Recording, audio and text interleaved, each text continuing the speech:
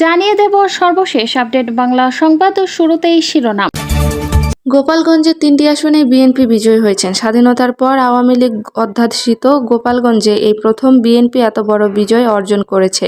এর আগে 1996 সালের 15 ফেব্রুয়ারি নির্বাচনে গোপালগঞ্জ 1 আসন থেকে মাত্র একবার বিএনপির FE শরীফুজ্জামান জাহাঙ্গীর বিজয়ী হয়েছিলেন।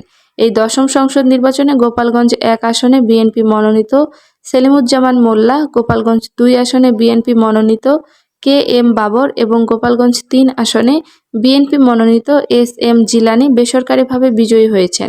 গোপালগঞ্জ 1 আসনে বিএনপি মনোনীত সেলিমুজ্জামান মোল্লা পেয়েছেন 68,867 ভোট।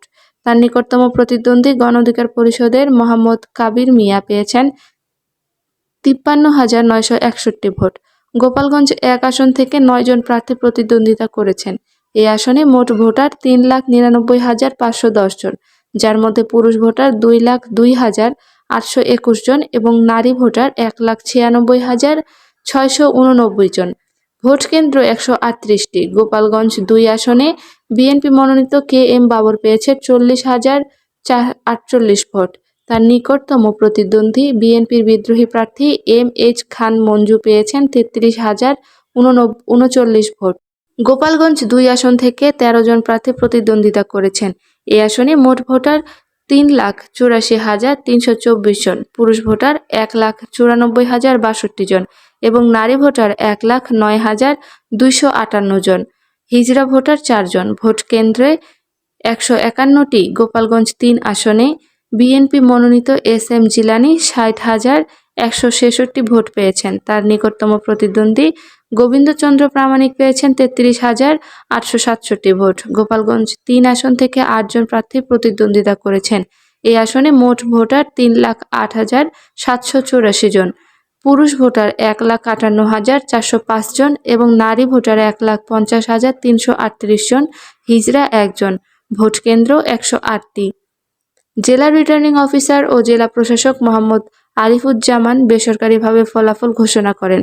এর আগে গোপালগঞ্জ 2 আসনের প্রার্থী KM বাবরের নেতৃত্বে জেলা বিএনপি ও সহযোগী সংগঠনের নেতাকর্মীরা সহকারী রিটার্নিং অফিসার ও সদর উপজেলা নির্বাহী অফিসারের কার্যালয় থেকে একটি বিজয় মিছিল নিয়ে জেলা রিটার্নিং অফিসারের কার্যালয়ে আসে। পরে তিনি সাংবাদিকদের বলেন, নির্বাচনের আগে যেসব প্রতিশ্রুতি তিনি দিয়েছিলেন তা অক্ষরে অক্ষরে পালন করবেন। তিনি বিএনপির চেয়ারম্যানের মাধ্যমে বিগত দিনে যে উন্নয়ন হয়েছে তার চেয়েও বেশি উন্নয়ন করবেন বলেও প্রতিশ্রুতি দেন। তিনি আরও বলেন, ভবিষ্যতে গোপালগঞ্জে শান্তি ও নিরাপত্তা রক্ষা এবং উন্নয়নের স্বার্থে সকলের সহযোগিতা কামনা করেন। পরে তিনি গোপালগঞ্জের 3টি আসনে বিএনপির প্রার্থীদের বিজয়ী করায় গোপালগঞ্জের ভোটারদের অভিনন্দন জানিয়েছেন।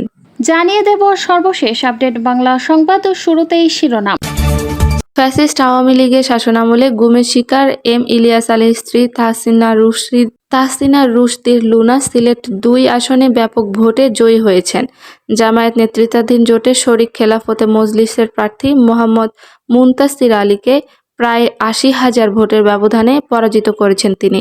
বিএনপির সাবেক কেন্দ্রীয় সাংগঠনিক সম্পাদক ইলিয়াস আলী 1996 ও 2001 সালে এ আসন থেকে সংসদ সদস্য নির্বাচিত হয়েছিলেন। গুম হওয়া স্বামীর আসনে ফ্যাসিবাদের রাজত্ব কায়েম করেছিল আওয়ামী লীগ। লুনার জয়ে বিএনপি সেই আসনটি পুনরুদ্ধার করল। গত বৃহস্পতিবার প্রার্থীদের নির্বাচনী এজেন্ট ও কার্যালয় সূত্রে বেসরকারিভাবে এ ফলাফলের তথ্য পাওয়া গেছে। সিলেট 2 আসনে মোট ভোট কেন্দ্র 128টি। এর মধ্যে সবকটি ফলাফল পাওয়া গেছে। প্রাপ্ত ফলাফলে বিএনপি প্রার্থী তাহসিনা রুশদীর লুনা ধানের শীষ প্রতীক নিয়ে পেয়েছেন 1,16,697 ভোট। পক্ষান্তরে দেয়াল ঘড়ি প্রতীকে খেলাফত মজলিসের প্রার্থী মোহাম্মদ মুনতাসির আলী পেয়েছেন 37,446 ভোট। সিলেট 2 আসনে মোট ভোটার 3,68,932 জন। এর মধ্যে 1,88,679 জন পুরুষ এবং 1,80,253 জন নারী।